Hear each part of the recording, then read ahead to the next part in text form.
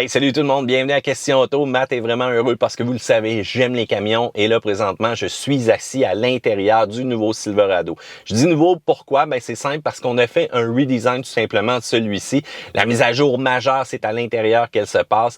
On a une version ZR2 hors route qui est disponible et on a aussi ajouté quand même plusieurs technologies à l'intérieur tant au niveau de la sécurité. Mais tout d'abord, saviez-vous que le Silverado est fait littéralement au Canada, à Oshawa? La production, elle augmente, la demande, elle est sans cesse et on veut s'assurer aussi de livrer les camions le plus rapidement possible. Et si vous êtes une personne de valeur qui, justement, des camions, de la production ou autre chose qui donne de l'emploi ici, garde un gros pouce en l'air pour ça parce que c'est très intéressant. Même les applications au niveau du remorquage, les différentes caméras, c'est directement ici que c'est programmé. Donc, il faut donner le mérite du côté de Chevrolet pour ça, pour créer de l'emploi ici. Quand vous regardez l'extérieur, peu importe la version que vous allez choisir, c'est un camion qui look extrêmement good. C'est vraiment très, très beau. J'adore le design, encore plus agressif aussi avec le ZR2, vous allez voir. Peu importe la version que vous allez choisir, vous avez un camion qui a de la gueule. Mais c'est à l'intérieur qu'on a fait une mise à jour majeure de ce côté-là. Premièrement, c'est l'écran 13.4 pouces qui retient l'attention. Vous avez aussi à l'intérieur du bloc instrument 12.3 pouces d'écran. Mais là, ça dépend bien entendu de la version que vous allez choisir. Les versions les plus de base, ça va être quand même assez standard. Je vous dirais, on reprend l'ancien système multimédia, mais on reprend même aussi le bon vieux shifter à colonne. Mais vous allez remarquer que la console centrale, elle a été refaite au complet aussi. Donc, c'est quand même très, très bon de ce côté-là. Puis enfin, c'était une des grandes plaintes aussi des gens qui étaient tannés d'avoir vraiment le levier à la colonne. Donc, on a libéré l'espace, la console centrale, regardez les boutons de la température aussi. Pour le reste, ça reste quand même un camion classique à l'intérieur, mais on a fait une attention particulière à toute cette technologie-là, son intégration, puis comment on va rendre le Silverado encore plus utile là-dessus. Faut dire aussi que l'intégration de Google, tout ce qui est le Google Automotive Package, vient à l'intérieur de ce système-là. Donc, la personnalisation, la communication, tant aussi avec votre appareil mobile ou encore vos différents profils que vous avez tout simplement pour utiliser la liste des applications Google, mais ça va être directement intégré à celui-ci. C'est un écran qui est fluide, qui est rapide, qui est efficace et qui nous permet même l'installation d'applications. Vous n'allez pas vous chercher. Et que dire aussi de la qualité en tant que telle, de la résolution lorsqu'on va utiliser les caméras, surtout du ZR2 quand ça va être le temps de sortir hors route. Un intérieur qui est encore plus soigné, un intérieur qui est raffiné, puis un intérieur qui rayonne le confort à l'intérieur du Silverado. C'est ce qu'on aime tout simplement. Lorsqu'on parle de moteur, là, vous allez avoir en tabarouette du choix parce que je vous le dis, on a encore fait des améliorations cette année. Le 5.3 reste classique, la motorisation diesel demeure et on parle de 13 200. Sur le site, c'est différent un peu de ce qu'on nous a donné comme chiffre. Mais je vous le dis, quand on est rendu à remorquer autant là, avec une camionnette de cette dimension-là, c'est impressionnant. Puis la consommation d'essence, elle est quand même bonne aussi pour le diesel. Mon moteur que j'aime, mon moteur de choix, ce serait le 6.2, cette bête-là à 420 chevaux, 460 livres-pieds de couple. C'est la version unique qu'on va retrouver aussi à l'intérieur du package ZR2. C'est mon moteur de choix, mais à l'heure où est-ce que le prix d'essence, c'est littéralement fou, là, ça fait quand même mal un petit peu cependant au portefeuille. Donc, une décision qu'il va falloir prendre de manière quand même éclairée. Sinon, le 4 cylindres à 310 chevaux, 430 livres-pieds de couple, on va le jumeler cependant une 8 vitesses plutôt qu'une 10 vitesses comme dans les 6.2. Ça va faire amplement le travail, surtout qu'on est rendu à 430 livres de couple pour un petit 4 cylindres qui, en passant, on va retrouver aussi dans le Colorado. Ça, je vous le dis, mais peut-être avec un peu moins de puissance. La transmission fait un excellent travail. On le voit aussi au niveau de l'harmonisation entre la motorisation et cette transmission-là.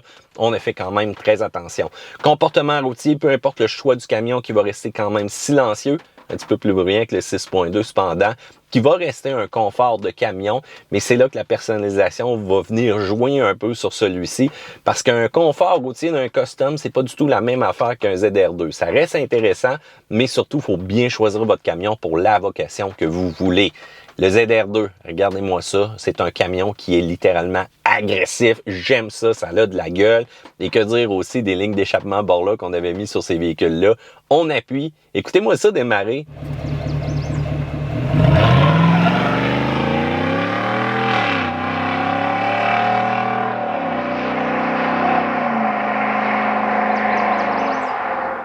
quelle sonorité magique à l'oreille, mais des fois, ça peut peut-être venir un peu tannant, surtout pour vos voisins.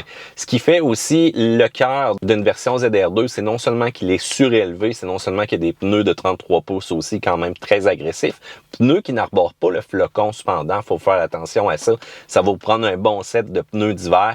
Donc, je vous recommanderais d'aller avec les Nokian LT si jamais vous voulez travailler. Vous allez garder aussi la mention LT, été comme hiver. Puis en plus, vous pouvez clouter si jamais vous voulez. Donc, ça va garder quand même le côté agressif de votre véhicule. Une version ZR2, c'est aussi des lockers en avant, en arrière. Une conduite à une pédale. Je suis même passé en mode 4 roues motrices base. Donc, vous allez vraiment maximiser en choisissant le mode terrain au niveau de la conduite. Et vous allez pouvoir conduire juste avec l'accélérateur. C'est comme un véhicule électrique un peu, mais beaucoup plus agressif, hein, surtout hors route. Donc, c'est quand même intéressant de relâcher le côté freinage, de jouer avec les pédales. Juste l'accélérateur, ça fait la job. Et ça ne serait pas complet aussi sans avoir cette suspension multimatique-là qui a trouvé la balance parfaite entre rouler donc dans la vie de tous les jours, tout simplement avec la petite famille, qu'on va rester confortable. Ça va être aussi très agressif quand ça va venir le temps de remorquer, donc avec quand même une lourde charge. Je dois avouer que ça m'a impressionné à ce niveau-là, de voir comment cette suspension-là peut encore une fois s'adapter aussi au travail, et non seulement quand ça va venir le temps de sortir hors route avec le véhicule, comment que lorsqu'on fait des manœuvres lentes, ben là, ça demande beaucoup plus de travail, la suspension, puis que c'est smooth, ou encore lorsqu'on va être sur une section qui était rapide, où est-ce qu'on a littéralement battu les camions. Et je dois avouer que j'ai encore été impressionné comment que ça réussissait à absorber sans cogner. Cependant, sur cette section-là, ça vient un petit peu tail happy. Donc, le derrière, des fois, faut que tu sois sûr d'avoir les deux mains sur le volant pour corriger un peu le tout. Donc, 11,2 pouces au niveau de la garde au sol, voire même aussi au niveau des pare-chocs à l'avant. Si jamais vous endommagez en mode hors route, vous pouvez les remplacer. Et même au niveau de la ligne d'échappement, on l'a vraiment caché pour éviter de cogner sur les rochers si jamais vous sortez. Donc, ce camion-là, là, il est vraiment bien pensé. Là, tout le monde veut comparer ça au Ram TRX ou encore au Ford Raptor. Je vous rappelle que c'est pas tout à fait ça. C'est un peu comme dans la gamme des voitures, il existe des camions de ultra haute performance. Ben, c'est ça qu'on parle. C'est sûr que le prix, ben, on est quand même en dessous pas mal versus ces versions-là. Mais il faut pas oublier que c'est pas nécessairement une machine avec laquelle on va aller faire des sauts. Donc, c'est pas la classe bas A, c'est beaucoup mieux que le Trail Boss, beaucoup mieux que certaines versions TRD hors route, voire même TRD Pro. Et on arrive dans une niche qui est assez intéressante où est-ce qu'on a un bel entre-deux, et ça, je vais quand même le répéter souvent. Puis c'est sûr que si vous êtes un enthousiaste, la version ZR2, là, c'est vraiment la plus intéressante. Les boutons des lockers qui sont proches, les modes de conduite de terrain, quand vous partez ça avec ce 6.2-là, vous avez de la puissance en masse pour rivaliser n'importe quel obstacle que vous allez rencontrer. Et pour l'avoir essayé, ça marche en tabarouette. Moi, t'as dit beau débattement de suspension aussi. Du côté des points négatifs, cependant, mais c'est sûr que les pneus peuvent être bruyants. Regardez ces crampons-là, surtout une conduite en ville, surtout lorsque vous amorcez des virages. C'est sûr que le camion, il est cher. Il n'est pas nécessairement donné. On parle de plus de 80 000 $. J'aurais aimé aussi avoir un toit panoramique, surtout dans les versions High Country. C'est quelque chose qui manque à ce camion-là présentement. Faut pas oublier aussi que j'aurais aimé avoir un mode silencieux lorsqu'on démarre, surtout avec la ligne d'échappement bord là, qui est littéralement violente cependant. On aime quand même beaucoup.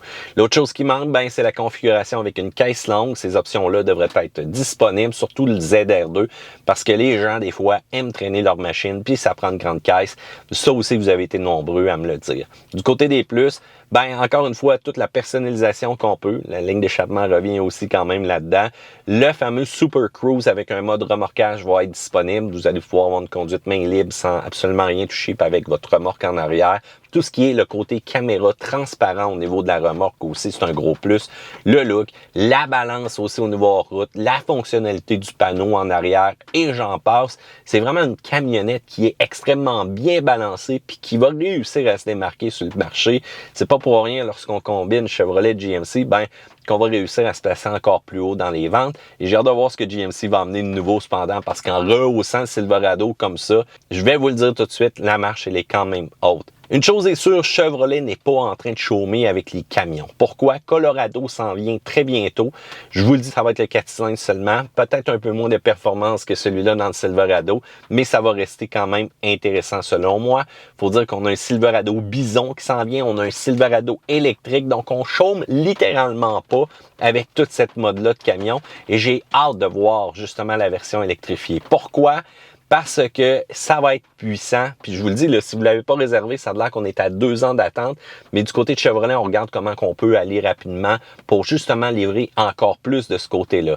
Espérant que ça livre aussi vite que leur accélération, on semblerait faire un 0-100 en un petit peu plus que 4 secondes. Ça va être complètement débile, mais ça va être cher. Sur ce, je veux savoir qu'est-ce que vous pensez. Section commentaires ci-dessous, pouce en l'air, abonnez-vous et Matt vous dit une autre fois. Bye!